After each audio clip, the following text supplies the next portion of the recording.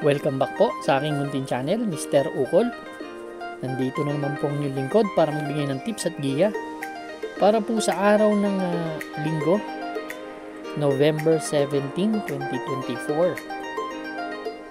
Ito naman po yung may main event tayo na karera. Ito yung 2024 Philracom PCSO Grand Derby 2024 Philracom second leg 3-year-old imported and local challenge. Yan. Kahit 7 karera lang medyo may laman naman. Shoutout tayo. Shoutout po. Pinapabati ni Boss Chris Garcia, si Chongboy Anton at si Sir Rolly Dangay ng may-ari ng Dangay OTV.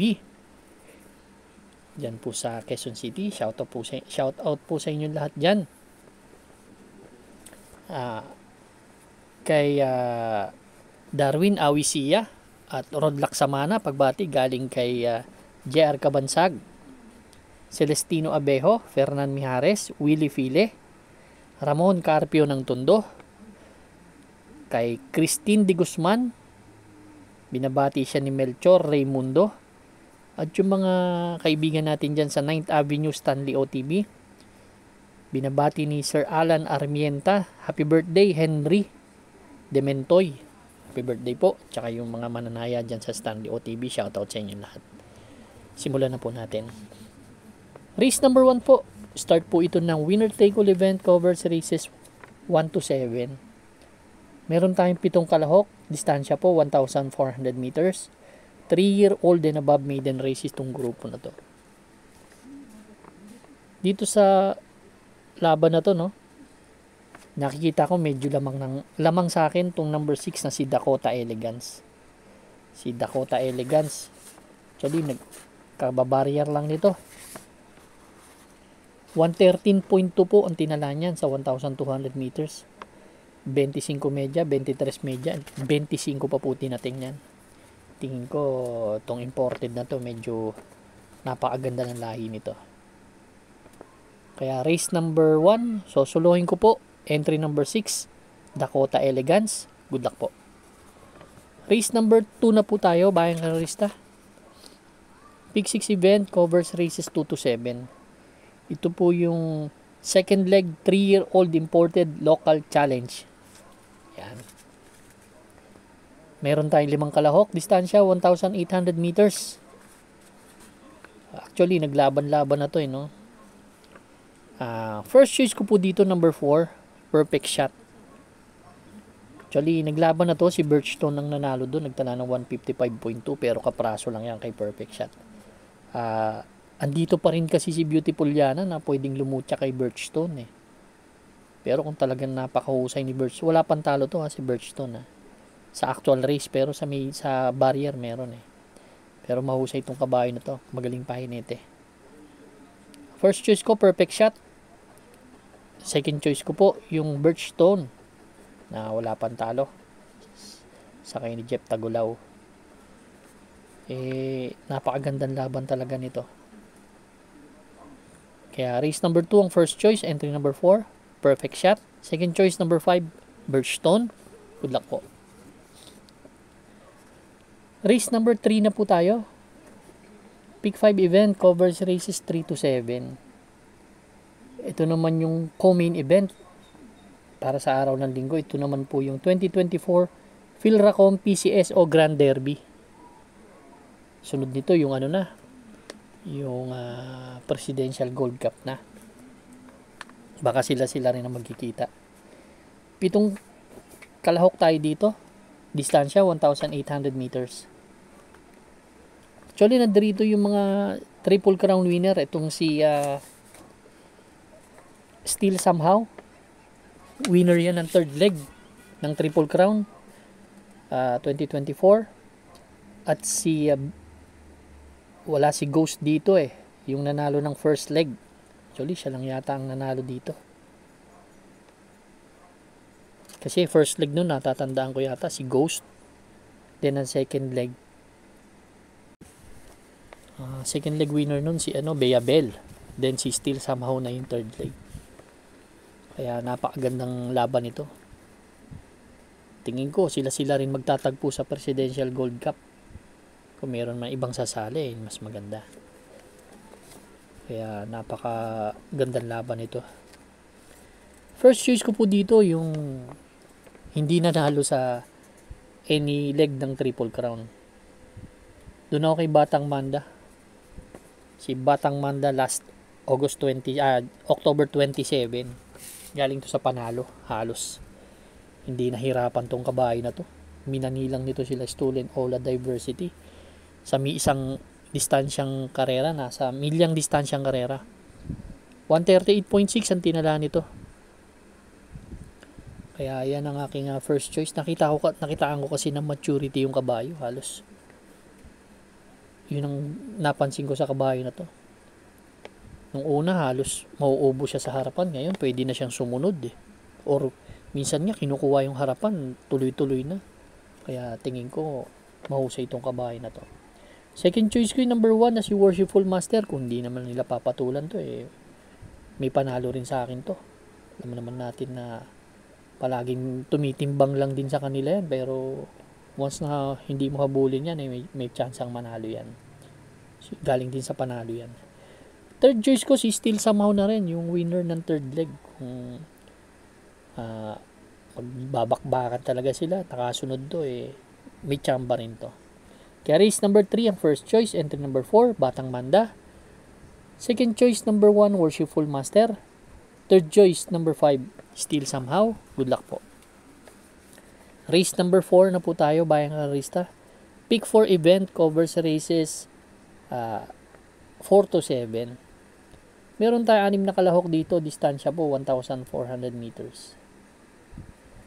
Dito ang first choice ko yung matagal sa bakasyon, din pagtakbo segundo agad ang ginawa. Last November 9 segundo to, si French Leather. Yan ang first choice ko, si French Leather, entry number 2. Segundo agad to kay Compassion, halos kapraso lang. 129.8 ang tinala sa 1,400 meters. Same rider ang sasakay. Tingin ko nasa kondisyon tong kabayo na to, kaya yan po ang aking first choice. Second choice ko yung number 6 na si Bini Bini. Si Bini Bini naman last November 10 pang-anim yan dumating doon kala Flywheel Snow White. Medyo mataas din ang grupo, 131.8. pero giant killer din yan. May 1.27 media kasi yan sa 1,400 meters kaya hindi natin pwedeng i-discount tong kabayo na to. Kaya race number 2 race number 4 ang first choice, number 2 French Leather, second choice number 6 Bini Bini. Good luck po. Race number 5 na po tayo, bayang karista. Ito naman po yung ating last extra double and last daily double plus 1. Meron tayo 6 na kalahok dito, distansya 1,400 meters, 16 to 21 split itong grupo na to. First choice ko si Batang Kangkalu. Last November 8 siguro pang-apat dumating tong dikit doon kay Real Equity Unconditional Love. Tala na 1.14 si Batang Kangkalu, same rider ang sasakay. Itong kabayo na to, pag nasa kondisyon yan, mahusay yan sa akin. Malakas rumimate. Second choice ko yung palaging in the money, yung number 6 na si May Jopay. Last November 9, pang-apat dumating yan kay Lago Aidango, Moon Island. Doon sa 16 to 21 split yan Kaya halos mataas din ang grupo itong kabayo na to. Same rider ang sasakay, kagandahan lang sa kabayo na to. Ganda ng post position, then hindi mata-traffic dahil konti lang ang entry, kaya malakas rumimate. Magandang chance ang manalo.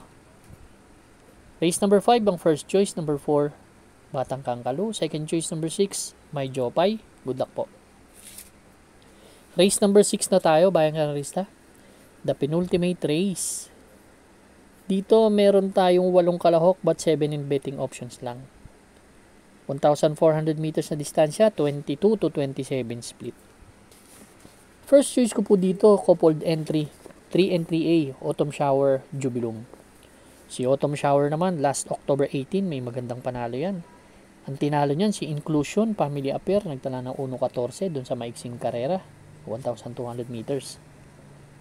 Mahusay ang kabayo. Same rider din ang sasakay. Then yung coupled entry niya na si 3A Jubilum. Galing sa tercero naman yan nung last October 13. Dun sa mabigat na grupo, kala Sandigan Anyo 96, may 1.27 tinala. Change jockey from LF De Jesus to CB Ardonia na. Yan po ang aking first choice, yung coupled entry. Second choice ko yung Giant Killer na si Megan Maxine. Actually, si Megan Maxine, nanalo ng dihado kasi yan. Ganda ng post position para sa akin. Last October 2 nga, tinalo niya si Louisville na kasali rin dito, sila Seychelles. Yan po ang aking second choice. Third choice ko na rin, galing sa panalo na si Louisville. Last October 30, panalo to. High Society and Real Equity, tinalo yun to. 1.13 medya, tinala sa 1,200 meters. Kaya race number 6 po, ang first choice. 3 and 3A, Autumn Shower Jubilum. Second choice number 1, Megan Maxine. Third choice number 6, Louisville. Good luck po. Race number 7 na po tayo, last and final race for Sunday racing. Paratingan ng ating mga exotics. Winner take all, pick 6, pick 5, pick 4, last extra double, and last daily double plus 1. Meron tayong 7 kalahok, distansya po 1,400 meters, 11 to 15 split. First choice po yung number 6 na si Galloping Ghost. Si Galloping Ghost, although hindi maganda yung tinakbo nakaraan kasi ang dami talagang lucha ng laban na yun. Last November 9. Bagong baba po yan. Galing niya sa 16 to 21. So, 11 to 15 split to. At nakita ko naman na parang hindi nila malulucha tong kabayo na to. Kaya malaki ang chance ang manalo sa akin ito. Yan po ang aking first choice, si Galloping Ghost. Second choice ko si Kaboom na palaging in the money to. Si Kaboom naman, tersero dumating dun kila Modern Verde, Stand-in Fate.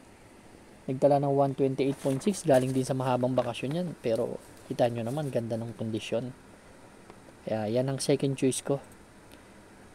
Dahil paratingan to, magbibigay akong third choice, yung number 1 na si Antonio de la Mugis. Si Antonio de la Mugis, hinihintay lang din ng grupo na yan na makahanap pala ng magandang grupo eh. Last November 10, dun kila Bantay Sarado tumakbo yan. Pang-anim dumating. 1.30.2 pero may 1.28 rin yan sa 1,400 meters. Pag nakahanap ng grupo yan, pwede ilabas at magaling din naman yan. Kaya race number 7 po, ang first choice. Entry number 6, Galloping Ghost. Second choice number 5, Kaboom. Third choice number 1, Antonio de la Mugis. Good luck po bayang kararista. Maraming salamat po. Taos puso ako nagpapasalamat sa walang sawang pagtangkilik sa aking munting channel. Good luck po and stay safe.